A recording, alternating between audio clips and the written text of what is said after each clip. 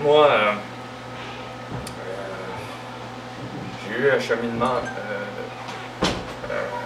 des parents qui ne connaissaient pas le Seigneur.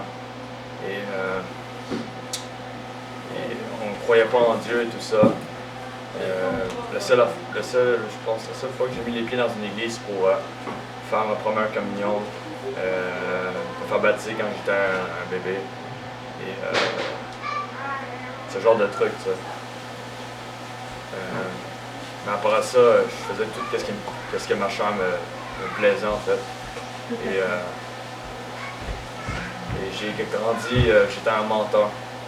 J'ai grandi dans le mensonge. Parce que j'ai su quand je voulais me sortir d'un problème, je sortais par le mensonge, je mentais à tout le monde. C'était mon genre de mode de vie.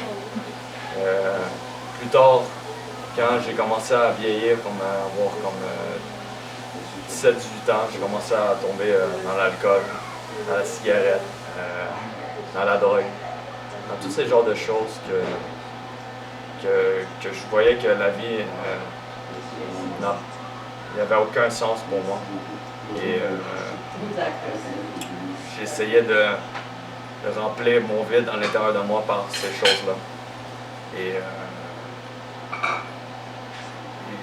des fois, je me posais des questions existentielles.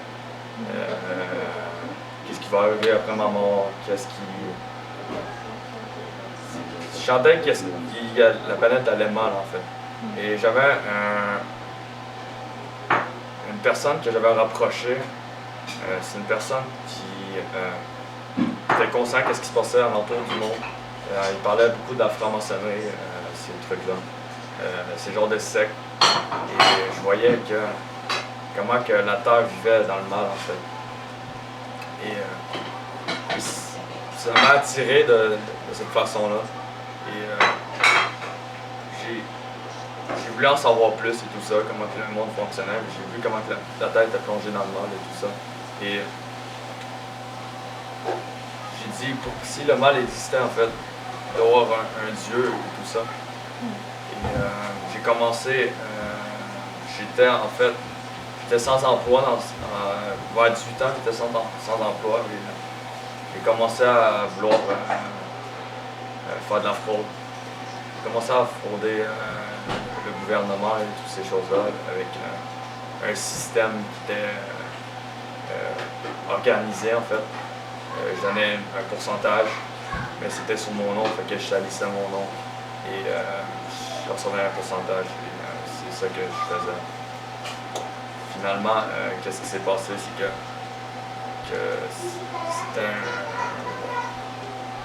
c'était comme un cercle, en fait.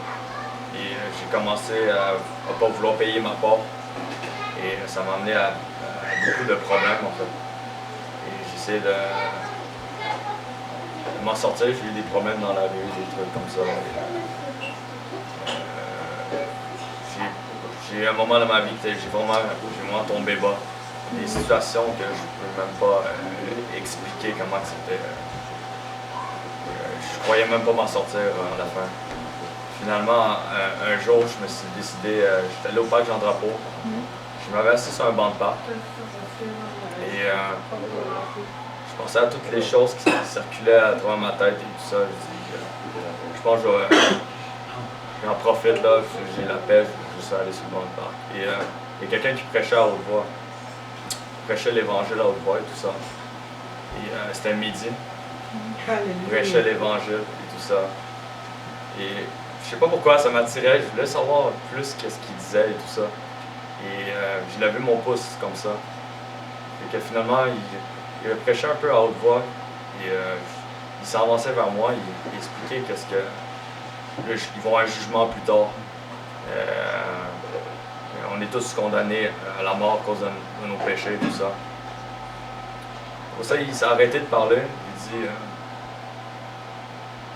Il m'a cité les 10 commandements. Il m'a fait réaliser que j'étais vraiment un pécheur. Il a dit où tu penses y aller? C'est sûr que je vais en enfer. C'est sûr et certain. Là. Il a dit il n'y a aucun moyen pour être sauvé et tout ça.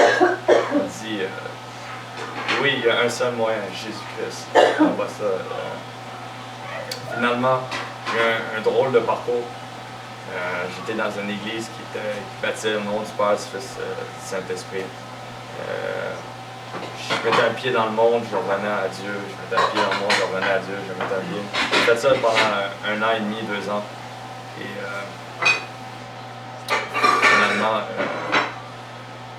finalement, j'avais tout lâché qu'est-ce que j'avais fait. Et Dieu m'a puni sévèrement à travers ça. Parce que j'ai vraiment lâché, puis il m'a fait réaliser que je peux pas me séparer de lui comme ça. Et si je me sépare de lui, je m'enfonce dans le péché. C'est la mort. Il dit dans la Bible, le salaire du péché, c'est la mort.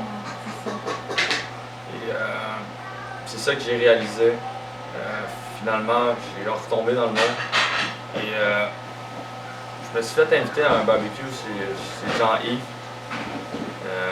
On a parlé de l'importance du baptême au nom de Jésus. En fait, ça m'a attiré, fait que je me suis fait baptiser cette journée-là au nom de Jésus. Mais avant, je citais une dernière fois, j'avais été chez Yannick et je priais. Qu'est-ce qui s'est passé, c'est qu'on m'avait parlé du Saint-Esprit et je voulais vraiment l'avoir parce que je croyais que c'était valide, qu'est-ce qui était marqué sur les textes. Je trouvais ça convaincant. Alors j'ai levé les mains, j'ai commencé à essayer de tenter d'avoir le Saint-Esprit. Il y a des événements qui s'est produits pour empêcher ça. Finalement, ça a coupé. Et après ça, je me suis baptisé au nom de Jésus quelques jours par après. Ben, quelques jours, quelques mois par après. Finalement, après le baptême, j'ai encore un peu cédé. En fin de compte, je suis revenu.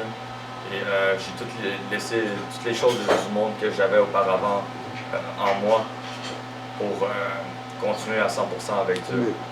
Et j'ai arrêté de fumer. Je fumais un paquet de cigarettes par jour, j'ai arrêté de fumer. J'ai arrêté de boire de l'alcool, j'ai arrêté tous les vieux péchés que je faisais par la chair.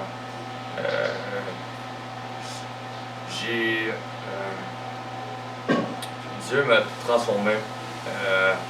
Il a mis la paix en moi. Avant, j'avais pas de paix, j'avais de la misère à dormir, j'étais toujours stressé, toujours angoissé, j'étais toujours sur les nerfs.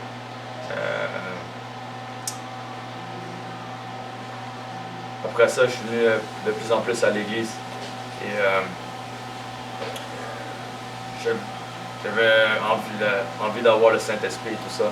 Et à chaque jour, quand on me disait d'avancer vers l'autel, j'allais vers l'avant et persévérant. Et finalement, ça portait ses fruits une couple de mois plus tard, 5-6 mois, je pense, environ.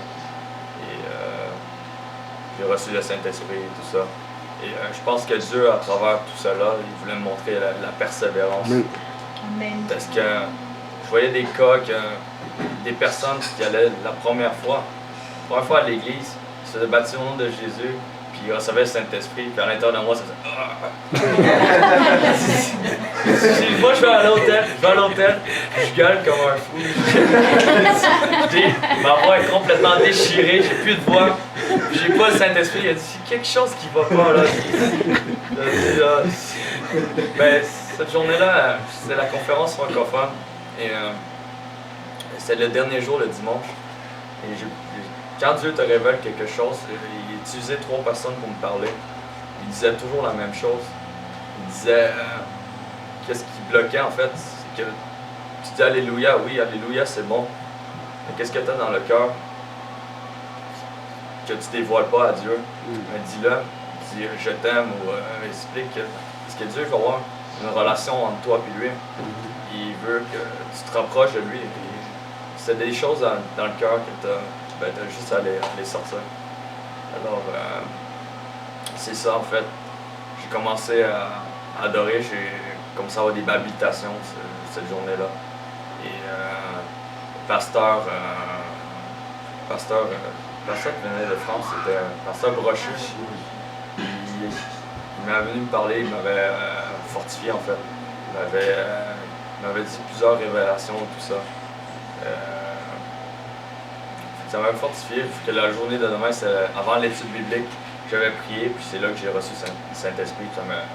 C'était pas une petite dose, là, ça m'a vraiment frappé fort. C'était tellement fort que le voisin en bas commençait à taper dans le plafond parce que je faisais trop de bruit. Là. Fait que, ouais, c'était vraiment bon.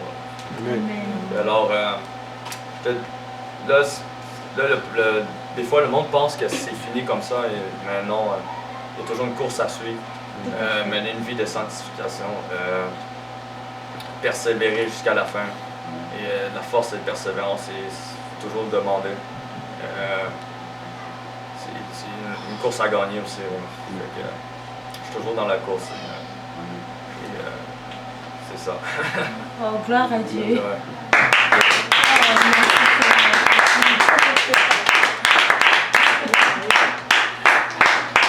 Oh, alléluia. Une fille maintenant, je pense à la sœur Maureen, notre très chère Maureen. Ben, une chose que je sais d'elle, c'est qu'elle aime déjà, elle est très serviable. Elle est vraiment, oui, elle est très responsable aussi. Oui.